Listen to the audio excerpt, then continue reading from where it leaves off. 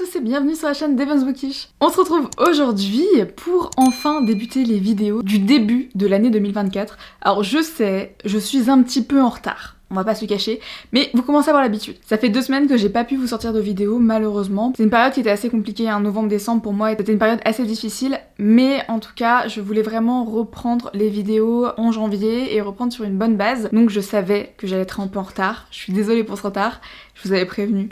Mais vous allez avoir donc des vidéos et j'espère que je vais pouvoir continuer tout au long de cette année. C'est parti, nous allons donc commencer cette première vidéo de l'année 2024, sachant que pour votre information, il va y avoir une autre vidéo qui va sortir, je pense, dans la semaine, qui a été tournée en fait en novembre 2023, enfin fin novembre 2023, début décembre 2023, mais que j'avais vraiment envie de vous sortir. Elle est tournée, elle est montée, j'ai juste pas eu le temps de la mettre en ligne, donc elle apparaîtra je pense d'ici cette semaine, voire la semaine prochaine maximum, comme ça vous pourrez voir un petit peu ce que c'était. Bon, c'est un book haul, c'est toujours sympa, donc je me suis dit que j'allais quand même vous la sortir. Pour info, je vais avoir beaucoup de problèmes avec la luminosité. Je sais pas du tout ce que ça va donner au montage, puisque il fait assez sombre aujourd'hui. Malheureusement, ça fait plusieurs jours que c'est comme ça, voilà, il fait tout gris, il pleut, donc bon, j'ai pas trop le choix. J'ai mis de la lumière, mais ça je pense que ça se voit d'ailleurs, mais la lumière quand même diminue, alors qu'il fait déjà très sombre, elle diminue, elle augmente légèrement, donc bon, on va voir, mais ne vous étonnez pas si par moment la luminosité change un peu. C'est parti donc pour mon bilan livresque de l'année 2023. Alors comme pour l'année dernière, j'ai décidé de vous faire une petite présentation de ce bilan livresque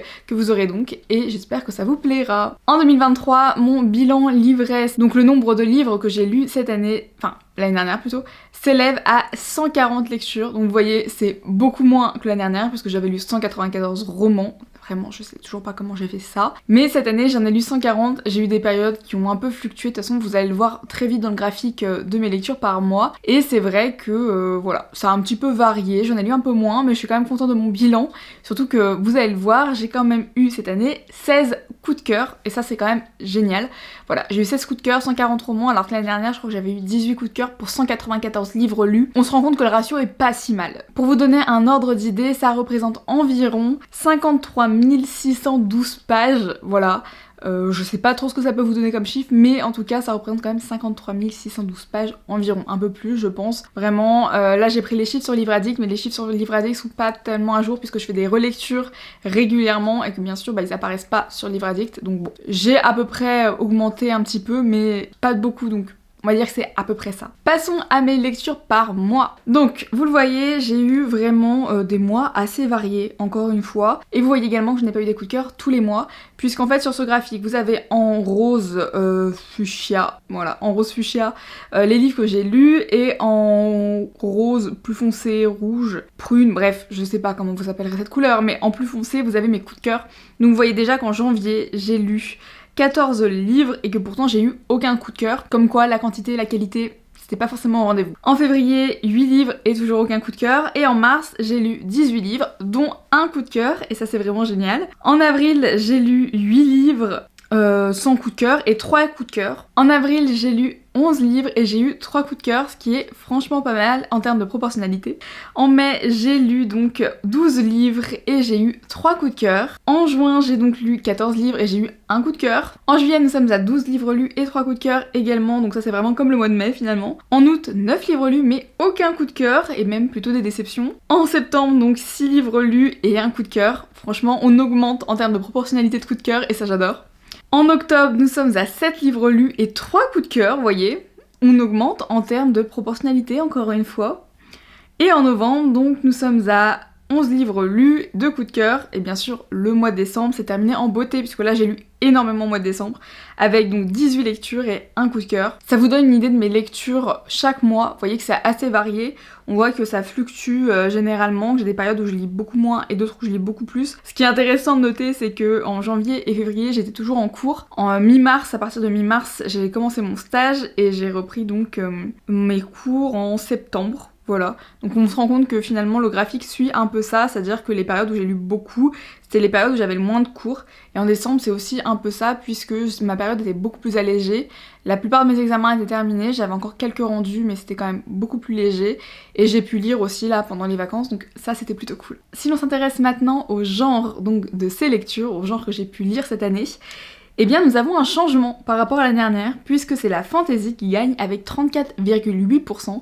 34,8% de mes lectures étaient de la fantasy, et ça c'est génial. C'est vrai que j'ai lu un peu moins de romances, mais finalement j'en ai quand même lu 26,2%, donc c'est quand même un chiffre assez élevé, mais j'ai lu moins de romances que de fantasy cette année, et c'est vrai que je l'ai senti, alors déjà parce que dans ma bibliothèque j'avais beaucoup moins de romances à lire dans ma pile à lire, donc je suis assez contente, ça reflète que le fait que justement j'ai essayé de vider un peu ma pile à lire cette année au maximum comme j'ai pu, et ça reflète également la variété des genres que je peux lire, même si cette année ceux qui ont pris donc le dessus c'est vraiment la fantasy et le fantastique. Voilà, je pense que ça va suivre aussi un peu le même mouvement cette année en 2024, puisque c'est également ce qui compose majoritairement ma pile à lire et que je continue d'en acheter, donc à mon avis ce sera toujours dans le même genre, en tout cas ce sera toujours ces deux catégories, ces deux genres littéraires qui seront les plus importants pour l'année prochaine quand on sera en 2025. Dernière donnée qui n'est pas dans cette présentation, c'est donc ma pile à lire. Alors comment vous dire que ma pile à lire c'est un vaste dossier, un vaste chantier essentiellement. Voilà, j'ai essayé de m'y atteler l'année dernière, c'était un de mes objectifs, de la diminuer en tout cas au maximum. Est-ce que j'ai réussi? Je ne sais pas. Très honnêtement j'en suis pas sûre. Je viens de vérifier et donc l'année dernière j'étais à 248 livres dans ma pile à lire au mois de janvier, voilà, quand j'ai commencé l'année 2023. Comment vous dire que je l'ai diminué. Je l'ai diminué quand même, mais pas tant que ça finalement. Voilà, actuellement je suis à 232 livres dans ma pile à lire, donc ça a quand même diminué de 15 livres, oui si je dis pas de bêtises, 16 livres.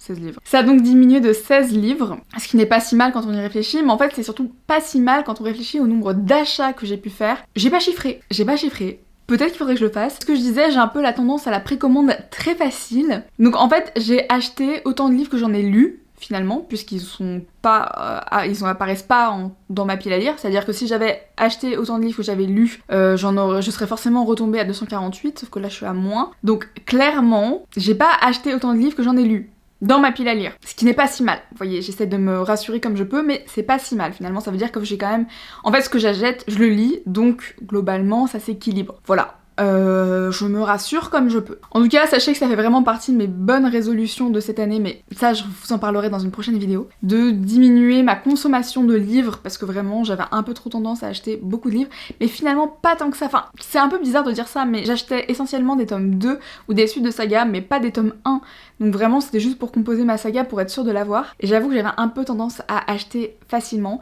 Cette année je me suis dit que si je n'avais pas lu, je n'achetais pas la suite, à moins que vraiment je savais que l'histoire me plairait à 100%. Voilà, donc je vais tenter d'être raisonnable, voilà. Je vais essayer. C'est un petit objectif, hein, je sais pas trop ce que ça va donner, vraiment pas. Je me mets pas un no-buy, c'est pas du tout ma façon de faire, et en plus je sais que je m'y tiendrai pas, donc je vois pas l'intérêt de m'infliger ça. Mais essayer d'être raisonnable et contrôler un peu mes achats, ce serait pas mal. Voilà, c'est tout pour ce bilan livresque de l'année 2023, j'espère qu'il vous aura plu. En attendant, moi je vous dis à très vite pour une nouvelle vidéo. À bientôt sur la chaîne.